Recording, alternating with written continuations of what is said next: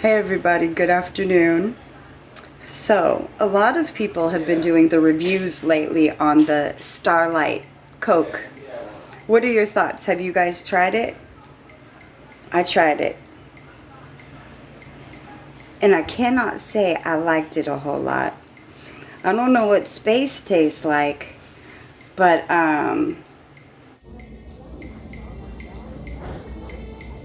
Starlight.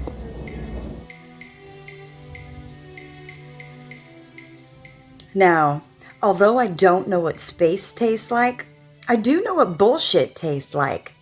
And I couldn't help but notice some coincidences about the timing of this Starlight Space Wars, in the wars, and Russia. Do you guys know the connects? Let's watch. It's 30 years ago today that the Soviet cosmonauts opened a can of Coca-Cola on board the Mir space station. This experiment could have been breaking news if it wasn't for the attempted coup d'etat in Moscow.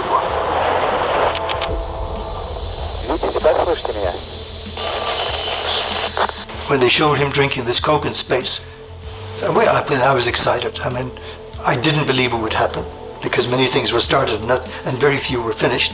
I didn't believe it would happen, but when it did, there was a burst of excitement. You can do things in Russia. This is Michael O'Neill. He was directing the Coca-Cola company's first steps in the Soviet Union. His work began with a call from the head office in Atlanta. We have agreed with the USSR Space Authority to provide Coca-Cola to a mission. For me, it was very important. Coca-Cola had zero business by August of 1991. Zero business in Russia. And this was a clear signal that this was being supported also by the thinking in Atlanta. But what did sending Coca-Cola into orbit actually entail? The astronauts couldn't just carry an ordinary bottle and a bottle opener with them in their luggage. A special can had to be created, one that would be allowed to be taken on board. In 1985, a similar experiment was successfully carried out in the USA when the company developed a special Coca-Cola can for the space shuttle. NASA considered the experiment to be purely scientific and the astronauts didn't show the can in the broadcasts.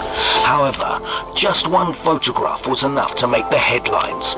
Coca-Cola was the first soft drink beverage in space. At this stage of the Space Cola Wars, it was I certainly could sit here and tell you what this shit tastes like. I could do a review. That seems to be what most people are doing. They're tasting it and saying, oh, it tastes like cotton candy and it tastes like campfire. I say it tastes like warfire. That's what I taste. One can't help but wonder about all the coded messages. For one, besides the war and the space war and the fake Coke woke, I wonder about them gas burps, those wet burps. Meanwhile, in Moscow, the company was strengthening its position on the market. Soviet citizens finally had a chance to taste the legendary drink, which they could previously see only in the media about American lifestyles. The first neon Coca-Cola sign in the USSR went up in Pushkin Square in central Moscow. It came to symbolize the sweeping changes of perestroika.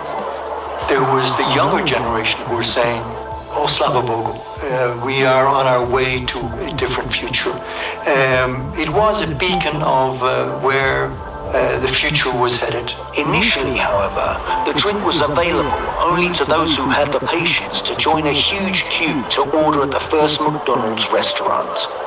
The demand was obviously incredible for Coca-Cola back then, because you had 200 million people not having tasted it. What I see personally is a bunch of recycled codes.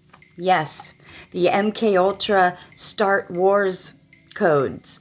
I've done videos on that before. The Looney Tunes programming, the MK Ultra Star Wars, aka Start Wars.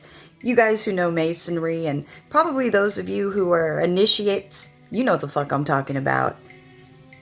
August the 20th, 1991, a state of emergency was declared in Moscow. Rows of tanks invaded the streets, and the first Coca-Cola kiosks were used as roadblocks. At the same time, the Progress M9 cargo spacecraft was launched on schedule from the Baikonur Cosmodrome, and it carried a new Coca-Cola Spacecan on board. 1 week later, the Mission Control Center reported that a test of the Coca-Cola Spacecan had been successfully completed. Before it all started, I had certain concerns. I feared that a carbonated drink would just transform into foam. Here on Earth, I can take a sip of tea and inhale the air at the same time, then exhale the air and swallow the tea. Whereas in space, if I have the same mixture in my mouth, it cannot be separated. I have to swallow it all together, the air and the liquid. It's not very easy nor comfortable. Our general concern was that there would be too much foam, which would make things uncomfortable. But it turned out just fine, and probably that was what the engineers were aiming for, to make it feel like drinking a normal beverage. This flight made history for a number of reasons. Sergei Krikalyov's space voyage lasted for an extra 5 months, and he returned to a different country. The international media speculated that the USSR had forgotten about the cosmonaut, and there was no money left to finance his return. A fundraiser for Krikalyov's rescue was organized in a number of Western countries, and amateur radio operators worldwide communicated with the cosmonaut directly, trying to find out what was actually going on in orbit. Sergei, are you ready to come home now?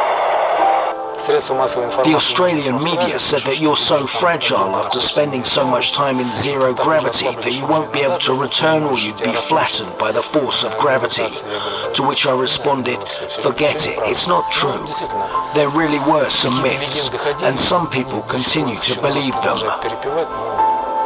Returning to Earth in March of 1992, Sergei Krikalyov received the first ever Hero of the Russian Federation honorary title and Gold Star medal.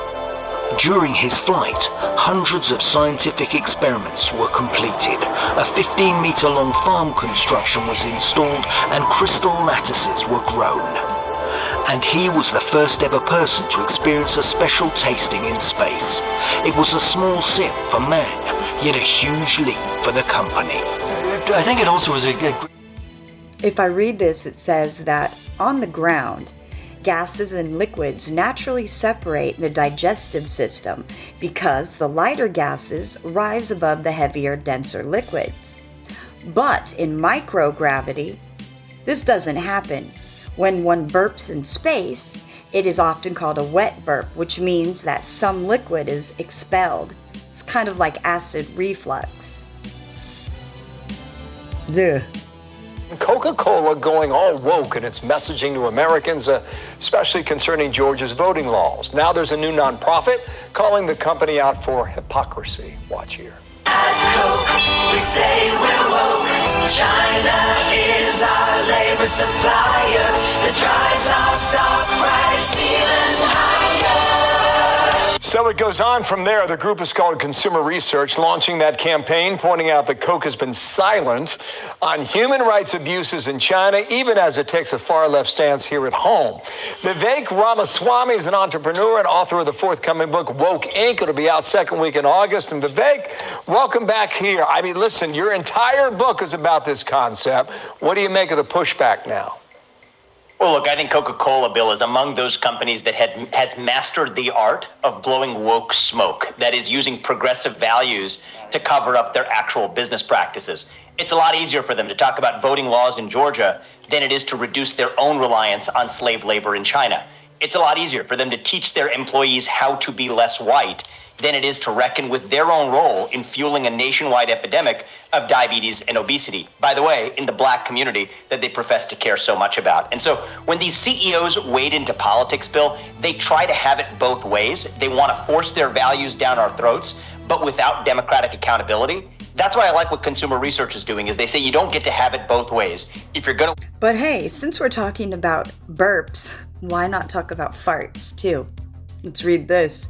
When astronauts are not in the spacesuit and floating about, the fart smell, it's exaggerated by the lack of airflow coming from the recycled air used and its inability to mask any smell. Firstly, you would need to have a tunnel that the fart could travel through. I can't finish. Now, I know most of you were probably expecting just a regular review, but when have I been regular? I like to add a little bit of history, not just his story, but a lot of facts and background on different things.